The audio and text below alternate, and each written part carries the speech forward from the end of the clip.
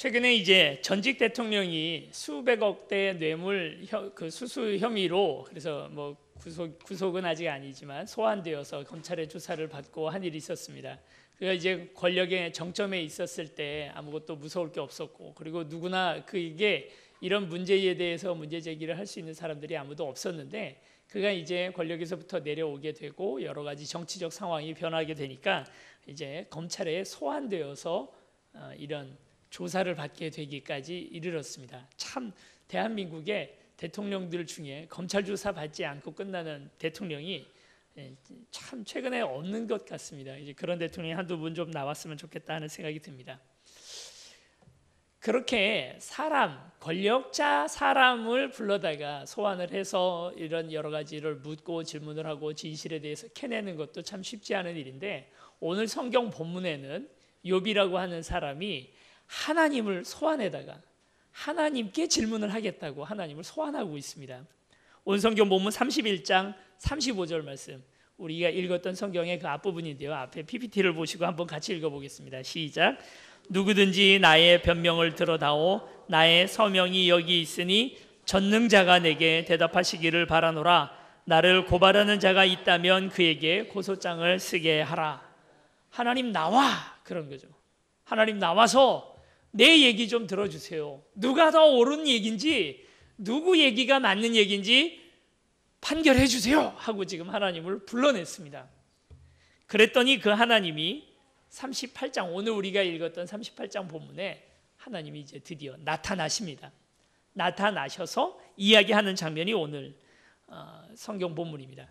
어떤 사연이 있기에 하나님 보고 나와 마라 이렇게 이런 좀 말하자면 건방진 그런 모습을 이 욥이 지금 보이고 있을까요? 욥이라고 하는 사람은 우스 땅에 살고 있었던 굉장한 부자였습니다. 부자일 뿐만 아니라 그는 성경에서 이야기하고 있는 율법의 모든 면에서 하나도 걸리는 것이 없는, 정말 그야말로 법 없이도 살 수 있는 그런 사람이 바로 욥입니다. 그는 아마도 인류 역사상 가장 기적적인 그런 사람이 아닐까, 그런 존재가 아닐까 하는 생각이 드는데요, 결코 죄가 없는 사람, 늘 마음속으로 자신을 다시 돌아보고 그리고 율법의 1.1획도 틀리지 않고 지켰던 사람, 기적적인 사람이죠. 이런 사람 사실 없었고요, 앞으로도 없을 것입니다. 그런 사람이 욥입니다. 그래서 하나님께서 욥에게 많은 재물을 주셨습니다. 문제는 뭐냐면 어느 날 하나님께서 지나가다가 사탄을 만나게 되는데요, 이 사탄 보고 어디서 오는 길이냐? 제가 지금 뭐 세상을 다 두루 돌아보고 오고 있습니다. 둘이 상당히 사이가 안 좋을 것 같은데 아주 평화롭게 둘이 대화를 나누고 있죠. 그런데 그 사탄에게 두루 돌아보고 오는 중에 우스 땅에 있는 욥을 보았느냐? 그렇게 나를 잘 섬기는 사람이 없다. 그를 주위에 보았느냐? 하고 이렇게 물어봅니다. 그랬더니 사탄이 대답하는 대답이 무엇이냐면, 그 욥이 하나님께서 아무것도 안 해주는데도, 아무 축복도 주지 않는데도 그렇게 하나님 잘 믿겠습니까? 라고 대답을 합니다. 1장 9절을 우리 다시 한번 읽어보시죠. 욥기 1장 9절입니다. 앞에 이제 PPT를 보시면 되고요, 같이 읽겠습니다. 시작. 사탄이 여호와께 대답하여 이르되 욥이 어찌 까닭 없이 하나님을 경외하리까? 이유가 있으니까, 뭔가 떨어지는 떡고물이 있으니까 그렇게 잘하는 것 아니겠습니까? 하고 도전하는 것입니다. 사실 오늘 이 질문은 욥기 전체를 통해서 사탄이 우리에게 주는, 또 하나님이 우리에게 주는 중요한 질문입니다. 오늘 설교 전반에, 그리고 오늘 우리의 신앙생활에서 반드시 오늘 우리가 이 질문을 우리 자신에게도 해야 할 질문입니다. 까닭 없이 믿겠습니까? 하고 물어보는 거예요. 그랬더니 하나님께서 뭐라고 얘기를 하시냐면, 그 까닭, 그러니까 왜 하나님을 믿는지에 대한 축복의 부분을 제하여 보라. 그러고도 믿는지 안 믿는지 시험해 보자 하는 거예요. 참 어떻게 보면 이런 에피소드가 없습니다. 하나님하고 사탄하고 자존심 대결하느라고 욥은 그 중간에서 이제 정말 고래 싸움에 새우등 터는 격이 돼 버린 것이죠. 그래서 하루에 욥의 모든 전 재산이 다 없어지고 맙니다. 뿐만 아니라 토네이도 같은 것이 불어와서 욥의 자녀들이 있던 집이 한꺼번에 다 날아가서 욥의 자녀들도 한날 한시에 다 죽었습니다. 이런 불행이 어디 있습니까? 세상에 이런 불행이 어디 있습니까? 그렇게 해도 욥은 하나님 앞에 자신의 정절을 지키고 이렇게 말합니다. 내가 모태에서 알몸으로 나와 싸운즉 또한 알몸이 그리로 돌아갈지라. 주신 이도 여호와시오 거두시는 이도 여호와시니 여호와의 이름이 찬송을 받으실지니라. 아멘. 우리 이렇게 고백할 수 있을까요?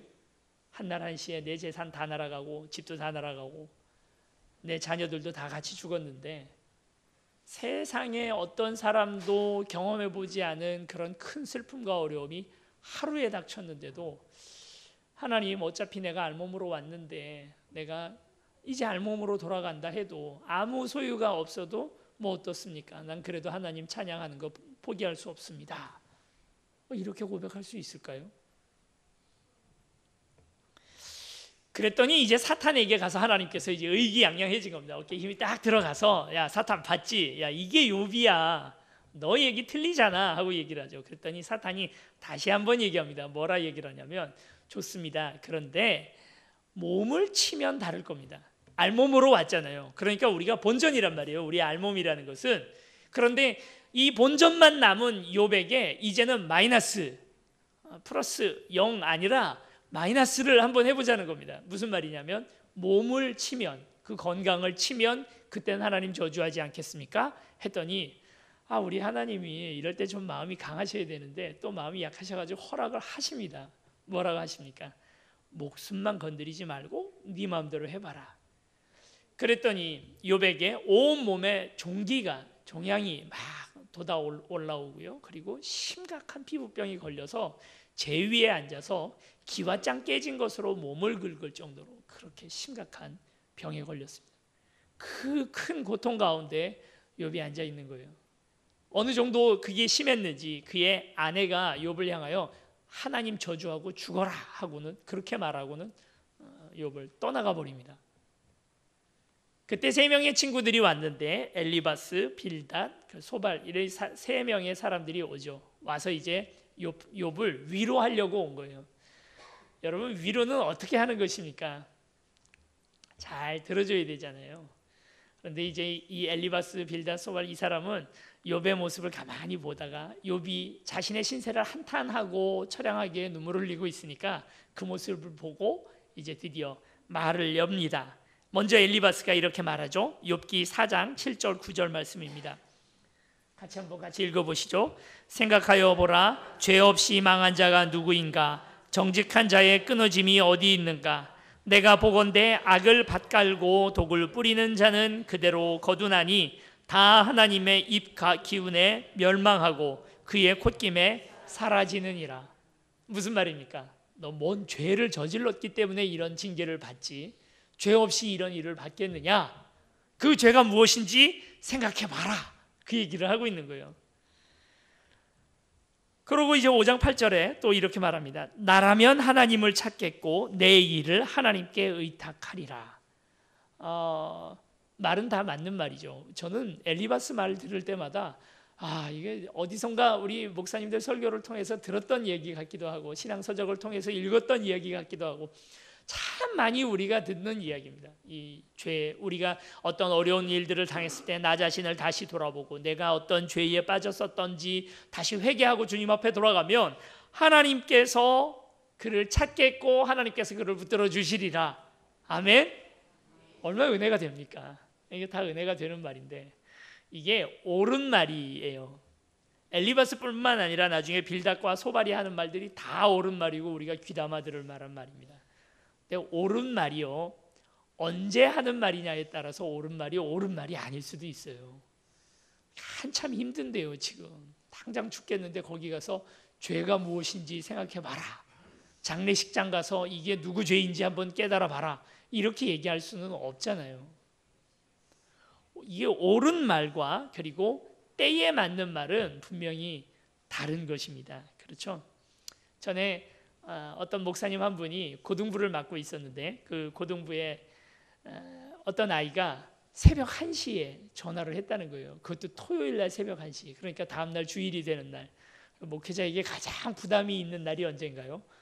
토요일 저녁 아주 그 가장 큰 부담이 막 와서 얼굴 노래지는 날이 그날이잖아요. 다음 날 설교도 해야 되고 주일 준비를 열심히 해야 되니까 그날 가장 힘든 그날 새벽 1시에 자고 있는데 이제 막 얼핏 잠이 들었는데 전화가 오더랍니다. 그래서 전화를 받았대요. 전화를 받았더니 이 아이가 눈물을 흘리면서 자기가 지금 너무너무 힘들다는 얘기를 막 하는 겁니다. 근데 이 목사님은 너무 피곤해가지고 그 전에 앞뒤로 막 여러 가지 일정들이 있으니까 힘들어서 그 전화를 받고 주무신 거예요. 막 졸면서 전화를 받으면서 그래, 그랬구나. 안 좋은 척 하는 거죠. 뭔 얘기를 했는지는 하나도 못 알아들었대요. 그런데 그냥 그랬구나, 힘들었겠구나, 그랬구나, 힘들었겠구나 하는 얘기만 한 거예요. 그런데 한 1시간 그렇게 전화를 받고 나니까 이 아이가 전화하면서 울기도 하고 웃기도 하고 뭐라 얘기를 하더니 이렇게 말하더라는 것입니다. 목사님 너무 고마워요. 역시 목사님 얘기를 해주시니까 뭔지 깨달았습니다. 너무 감사합니다. 목사님한테 전화하기 너무 잘했습니다. 고마워요 하고 전화를 끊고 그 다음 날부터 예배 시간 30분 전에 와서 기도도 열심히 하고 찬양도 하고 아이가 너무 밝아진 겁니다. 심지어는 그 다음 주에 어머니가 봉투를 하나 목사님 너무 감사합니다 하고 목사님한테 갖다 주더라는 거예요. 이 목사님은 그 아이가 지금도 무슨 고민을 얘기를 했었는지 기억을 못해요. 그냥 들어준 겁니다. 그래 힘들겠구나. 그래 어렵겠구나. 얼마나 힘들겠니? 얼마나 아프겠니? 그게 다예요. 그런데 그 아이는 그렇게 스스로가 스스로의 이야기를 막 이야기를 하다가 이 목사님한테 이야기를 하다가 자기의 답을 자기가 찾아버린 거죠. 사실 오늘 우리가 하는 많은 상담이나 또 이런 위로라는 것이 자꾸 우리는 답을 찾아줘야 된다 생각을 하지만 옆에서 격려해주고 들어주고 그렇게 하면 충분합니다. 그런데 지금 이 욥의 친구 3명은요 그게 아니에요. 옳은 말을 하고 있습니다. 다 옳은 말입니다. 빌닷이 하는 말도 그렇습니다. 8장 3절에 보면 하나님이 어찌 정의를 굽게 하시겠으며 전능하신 이가 어찌 공의를 굽게 하시겠느냐. 하나님 틀릴 리 없다는 거예요. 하나님께서 이런 징계와 이런 어려움들 이런 힘든 일들을 그 정의로운 하나님께서 그냥 주실 리가 없다는 거죠. 너가 옳다는 이야기는 너가 죄가 없다는 얘기는 하나님 틀렸다는 얘기냐? 이렇게 너가 힘들어진 이유는 분명 너한테 죄가 있다. 이렇게 얘기를 하는 것입니다. 소발의 말도 마찬가지입니다. 11장 4절 6절에 보면 내 말에 의하면 내 돈은 정결하고 나는 주께서 보시기에 깨끗하다 하는구나. 하나님은 말씀을 내시며 너를 향하여 입을 여시고 지혜의 오묘함으로 내게 보이시기를 원하노니 이는 그의 지식이 광대하심이라. 하나님께서 너로 하여금 너희의 죄를 잊게 하여 주셨음을 알라. 이렇게 너에게 뭔가 분명히 죄가 있다. 그걸 찾아서 회개하고 주님 앞에 나가면 하나님께서 용서해 주시고 이 모든 병이 그리고 또 어려움들이 다 해결이 될 것이다 하고 그렇게 얘기를 하죠. 그러나 이들에 대한 욥의 대답은 계속해서 일관되게 이렇게만 얘기합니다. 욥기 12장 1절 3절 우리 같이 한번 읽어보시겠습니다. 1절부터 3절입니다. 시작. 욥이 대답하여 이르되 너희만 참으로 백성이로구나. 너희가 죽으면 지혜도 죽겠구나. 나도 너희같이 생각이 있어 너희만 못하지 아니하니 그 같은 일을 누가 알지 못하겠느냐. 화가 난 거예요. 막 어떻게 나한테 그런 소리 할 수 있느냐. 니들만 아는 얘기야? 나도 다 아는 얘기야. 다 알지만 지금 내게 이루어진 이 일은 지금 내가 이렇게 의롭게 살았는데도 이런 재앙이 내게 온 것은 그 논리로는 설명이 안 돼. 난 잘 모르겠어. 내가 무슨 죄 저질렀는지 모르겠고 죄로 인한 것이 아닌 것 같아 하고 자신의 결백에 대해서 장황하게 설명하죠. 이렇게 이 3명의 친구와 욥의 이 토론은 3번 돌아갑니다. 그래서 엘리바스 한번 얘기하고 욥이 대답하고 또 소발이 이야기하고 또 욥이 대답하고 빌닷이 얘기하고 또 욥이 대답하는 식으로 3번이나 그것이 왔다 갔다 하면서 이야기를 하게 되죠. 이것이 욥기 전체의 줄거리이고 중요한 이야기들입니다. 그러다가 욥이 너무너무 화가 나서 더 이상은 자신의 격정을 참지 못하고 하나님 나와 정말 이 모든 사건의 실제 원래 원인이었던 당사자 하나님 나오세요. 나오셔서 제 얘기 좀 들어주세요 하고 이야기를 하고 있는 것입니다. 욥의 이야기는 우리에게 일어난 여러 가지 재앙과 절망들, 우리가 가끔 겪게 되는 그런 여러 가지 아픔과 어려움들이 반드시 죄에 의해서만은 아니다라고 그렇게 이야기를 하고 있는 것이고, 욥의 친구들은 그 안에서도 너의 죄를 찾을 수 있을 것이니까 그 죄를 찾아서 회개하라 하는 이야기들을 하고 있습니다. 이 논리의 원래 가장 중요한 원리는 이것입니다. 인과관계의 법칙이죠. 무엇을 잘못하거나 뭐 어떤 원인을 제공을 하면 그에 따른 결과가 온다라고 하는 이 인과관계, 우리가 흔히 볼 수 있는 인과관계의 모습입니다. 콩 심은 데는 콩이 나고요, 팥 심은 데는 팥이 나는 것이 우리가 이 땅을 살아가는 법칙입니다. 그 안에서 살아가고 있는 오늘 우리는 반드시 이 원인에 대한 생각들을 할 수밖에 없습니다. 원인이 제공되었기 때문에 결과가 온다라고 생각을 하는 것이죠. 그 원인이 무엇이냐를 찾아서 그것을 해결해야 오늘 우리가 좋은 결과들을 얻어 나갈 수 있다는 것이 이 이야기의 논리의 가장 중요한 부분입니다. 사실 오늘 우리가 이 땅을 살아가면서 신앙생활을 할 때에 우리는 엘리바스나 빌닷과 소발의 이야기가 훨씬 더 우리를 편하게 만듭니다. 그래서 좋은 일을 한 사람은 좋게 되고 좋은 신앙생활을 하는 사람은 또 그에 따라서 복을 받는다라고 믿죠. 그러나 우리에게 훨씬 더 자주 보는 우리의 이야기, 우리가 더 자주 만나는 우리의 현실은 어떻습니까? 여러분, 신앙생활 잘하고 정말 착한 사람들이 정말 그렇게 복을 받나요? 아닌 경우들 더 많이 보지 않나요? 예수님 잘 믿는데 망해요. 예수님 잘 믿는데 이혼하고요. 예수님 잘 믿는데 기도가 응답이 안 됩니다. 자녀들이 망가집니다. 도리어 예수님 안 믿고 아니면 아주 못되게 사는데 일이 잘 됩니다. 우리 그런 일들을 더 많이 보지 않나요? 그게 오늘 우리가 만나게 되는 현실이고요. 그 속에서 오늘 우리는 하나님 살아계신가 하는 거에 대해서 의심도 자주 하지 않습니까? 당연히 동화에서는 그렇게 잘하면 착하게 살았더니 복을 받았다 하는 이야기로 끝나지만 오늘 우리의 인생은 동화같이 끝나지 않습니다. 이런 일들에 이렇게 낯설게 느껴지는 욥의 이야기가 사실은 오늘 솔직한 오늘 우리의 이야기입니다. 욥의 이야기를 어떤 분들은 소설이다라고 생각하는 분들도 있습니다. 성경에 여러 장르들이 있잖아요. 뭐 역사의 서술도 있고요. 그리고 시에 대한 이야기들도 있고 수필도 있고 소설도 있을 수 있으니까 욥기를 소설이라고 이야기를 하지만 소설인지 진실인지 어떤지에 대해서 오늘 우리는 정확하게 알 수는 없습니다. 그러나 그 어떤 성경의 이야기보다도 더 진실에 가까운 이야기가 욥기가 아닐까 하고 생각을 합니다.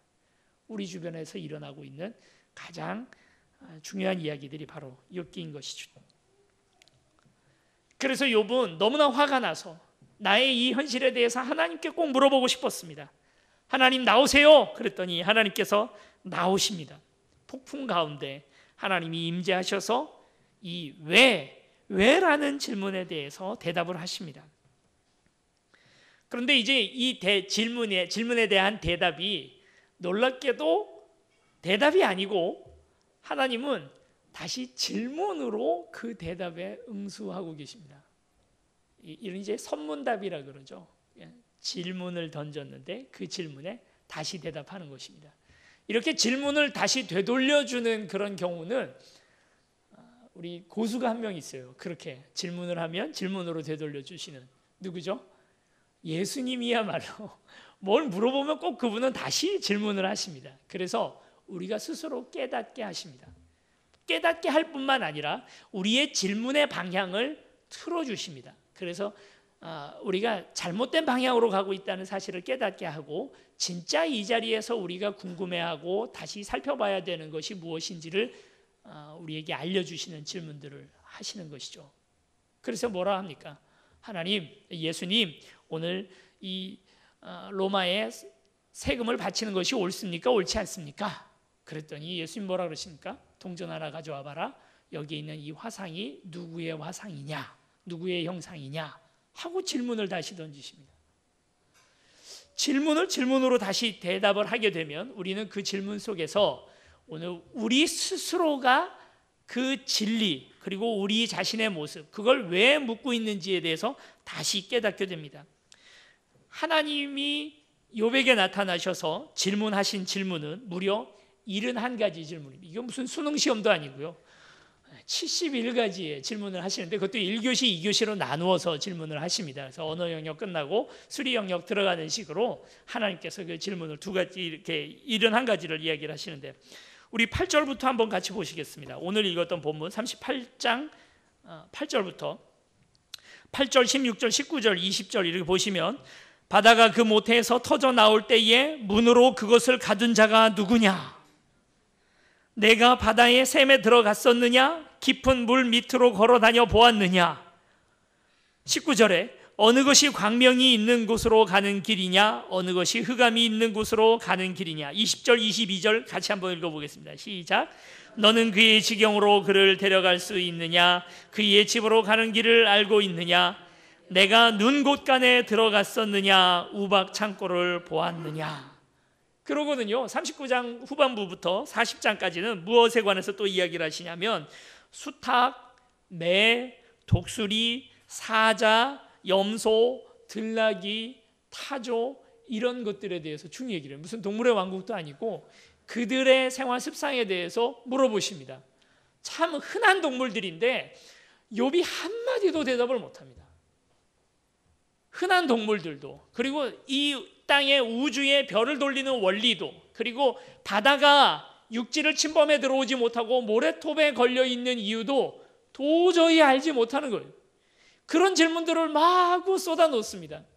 정직한 대답은 뭔가요? 여기에 대한 정직한 대답은 뭐죠? 사내답게 허리를 묶고 대답할지어다. 하나님이 그렇게 얘기하시잖아요. 그러면 진실되게 이야기하는 대답은 뭔가요? 뭐라 말하면 됩니까? 모릅니다. 저는 모르겠습니다. 그래서 욥이 대답하죠. 40장 3절 4절 같이 한번 읽어보시죠. 시작. 욥이 여호와께 대답하여 이르되 보소서 나는 비천하오니 무엇이라 주께 대답하리이까? 손으로 내 입을 가릴 뿐이로소이다. 아멘. 1교시가 끝났습니다. 모든 그 질문에 대한 욥의 대답은 뭐냐면 모르겠습니다. 내가 그걸 깨달을 만큼의 지혜가 내게 없습니다 하는 걸 솔직히 대답하죠. 그랬더니 하나님께서 한 번 더 밀어붙이십니다. 하나님께서 제2교시 이제 바로 시작하는데 이번에는 신비의 전설의 괴물이었던 베헤못과 리워야단, 어떻게 읽어보면 공룡같이 느껴지기도 하고요, 뭐 그렇게 느껴지는 그 바다 괴물인데 이 베헤못과 리워야단에 대해서 또 물어보십니다. 도저히 알 수 없는 질문들인 것이죠. 우리 인간의 지혜로 도저히 깨달아 볼 수 없는 그런 질문입니다. 사실은 지금 이 욥에게 쏟아내고 있는 이 질문들에 대한 대답을 하는 것이 우리 그동안 수천 년 동안 과학이라는 이름 하에서 우리가 이루어지고 있는 연구 과정들이 바로 이걸 대답하고 있는 게 아닐까 하는 생각도 해봅니다. 그럼에도 불구하고요, 수많은 과학자들이 우리는 모른다라고 지금 대답을 하고 있습니다. 여러분이 아마 창조과학회라고 하는 그것을 들어보셨을 텐데요. 뭐 은혜 받으신 분들도 계시고 그것 때문에 신앙이 좀 더 깊어지시는 분들도 계실 것 같아서 말이 좀 조심스럽긴 합니다만, 사실 과학자의 양심으로서 욥과 같이 대답을 할 것 같으면 창조과학회가 하는 이야기들은 과학이 아니에요. 왜 그러냐면요, 이미 정답을 정해놨잖아요. 성경이 사실이다라는 사실에서부터 시작을 해서 과학을 해나가는 거니까 그건 과학이 아니고 과학의 걸 비슷하게 해서 성경 이야기들을 해나가고 있는 설교라고 봐야 되죠. 창조과학회는 여러분 너무 믿지 마세요. 그게 지금 창조과학회에서 주장하고 있는 많은 사실들이요, 이미 저명한 과학자들에 의해서 그게 사실이 아닌 걸로 다 대다수 밝혀졌습니다. 근데 여러분, 제가 얘기하고 싶은 건 뭐냐면요, 창조과학회에서 뭐 창조의 뭐 이런 그런 거 뭐 히말라야 산 꼭대기에 조개 무덤이 있는 걸 보면 노아의 홍수가 확실하다, 그런 거 아니어도요, 그런 이야기들이 아니어도 하나님 살아 계십니다. 성경은 사실입니다. 꼭 그 얘기가 아니어도 괜찮습니다. 우린 그래도 믿을 수 있습니다. 그런 질문들에 대한 진화의 그런 증거라든지 이런 부분들에 대해서 우리의 대답은요, 욥처럼 사내 대장부처럼 말해야 돼요. 도망가 숨지 말고. 뭐라고 얘기해야 됩니까? 모릅니다. 결국 이제 며칠 전에 돌아가셨잖아요. 그 빅뱅 이론을 만들었던 스티븐 호킹스 박사. 그분은 무신론자였습니다. 우주가 어떻게 만들어졌는지에 대해서 창조가 아니라 빅뱅 이론으로 설명을 하고 하나님은 안 계시다 하고 그렇게 이야기를 했었던 분이죠. 그런데 그런 스티븐 호킹스 같은 박사들도 이야기하는 것이 결국 그 가장 근원적인 질문들에 대한 그 과학의 처음 출발이 시작되는 그 부분에 대해서는 모른다라고 대답을 합니다. 나는 그거 모른다. 수많은 생물학자들이 우리가 진화에 의해서 만들어졌다고 그렇게 주장을 하면서도 그 진화를 이루어 나가는 추동의 원인에 대해서는 모른다고 대답을 합니다. 그 자리는 우리는 그 자리에 하나님 계시다는 사실을 너무나 잘 압니다. 우주를 만드시고 운영하시는 그 하나님, 그 별자리들을 정하시고 그것을 돌리고 계시는 하나님에 대해서 오늘 우리는 그 자리가 바로 하나님의 자리라고 분명히 고백할 수 있는 것 아닙니까? 그런데 모르면 모른다고 대답하면 되죠. 왜 그걸 꼭 아는 것처럼 얘기합니까? 욥은 모른다 하고 대답을 했습니다. 자, 이제 하나님이 이런 질문들을 던지는 이유가 무엇인지를 한번 좀 생각해 봐야 됩니다. 욥이 물어보고 싶은 건 그거잖아요. 하나님, 어째서 내게 이와 같은 고난이 옵니까? 왜 내게 이런 아픔이 옵니까? 내가 뭘 잘못했다고 이런 아픔들이 내게 오는 것입니까? 하고 그렇게 하나님께서 물어보셨는데 하나님의 대답이 무엇입니까? 네가 우주를 돌리는 이 원리를 아느냐? 바다 그것이 만들어질 때 너가 거기를 가보았느냐? 별들이 어떻게 자리를 잡고 있는지 네가 아느냐? 바다가 왜 육지 위로 올라오지 못하고 경계가 만들어졌는지 네가 아느냐? 그렇게 물어보고 계시는 거예요. 지금 뭐라고 대답하신 겁니까? 하나님, 내가 왜 고난을 받고 있습니까? 하나님의 대답은 네가 알 수가 없다. 오늘 우리가 이 수많은 고난을 당하게 되는 이유가 무엇입니까? 우리가 알 수 없는 거죠. 왜 이런 힘든 일들이 벌어질까요? 참 쉽게 대답할 수 있는 방법은 뭐냐면 죄 때문이다. 뭐 잘못한 거 없을까? 지난주 새벽 예배 안 갔더니 지난달 11조 한 번 안 냈더니 10,000원 정도 빈 것 같은데 그것 때문에 이런 일들이 벌어졌어요. 쉽죠. 그렇게 설명하면 세상에 설명 안 될 게 없습니다. 그런데 그건 진실이 아니에요. 하나님 나타나셔서 욥도 잘못 말했고 그리고 3명의 친구들도 다 잘못 말했지만 그러나 욥이 더 옳다 하고 그렇게 이야기를 하십니다. 오늘 우리는 그 앞에 솔직해야 합니다. 그러면 하나님께서 이 질문을 통해서 오늘 우리에게 주시려고 하시는 말씀은 무엇입니까? 그래서 너희들 모르니까 그냥 입 닫고 있어라 하는 이야기를 하려고 하는 것이 아니라 하나님이 오늘 우리의 질문의 길들을 바꿔주려고 하시는 것입니다. 왜? 라는 질문을 우리는 합니다. 왜 이런 일들이 벌어졌습니까? 라고 자꾸 묻습니다.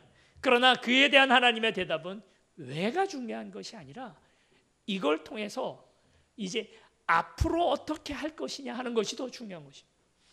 내게 일어난 일들, 아픔과 어려움, 병이나 아니면 사업에 망하는 일들이나 이런 일들의 원인은 아무리 생각을 하고 그것을 결국 깨달아 알았다 하더라도 오늘 내 삶에 별로 그렇게 도움되는 게 없어요. 어느 날 누군가가 와서 천사 중에 한 사람이 욥과 좀 친해가지고 찾아와서 욥에게 얘기합니다. 야, 사실은 있잖아, 이게 어떻게 된 거냐면 하나님하고 사탄하고 자존심 서로 싸움하다가 너 이렇게 된 거야. 그러니까 억울하게 생각하지 말고 이렇게 얘기를 했다고 생각해 봅시다. 그러면 욥이 어떤 마음이 가져졌을까요? 그래서 그게 욥에게 그 진실을 알게 됐다는 것이 욥에게 어떤 도움이 되었을까요? 큰 도움이 되지 않습니다. 왜 이런 일이 벌어졌냐가 중요한 것이 아닙니다. 우리 요한복음 9장 2절 말씀 우리 한번 같이 찾아보시겠습니다. 9장 2절입니다. 신약성경 요한복음 9장 2절.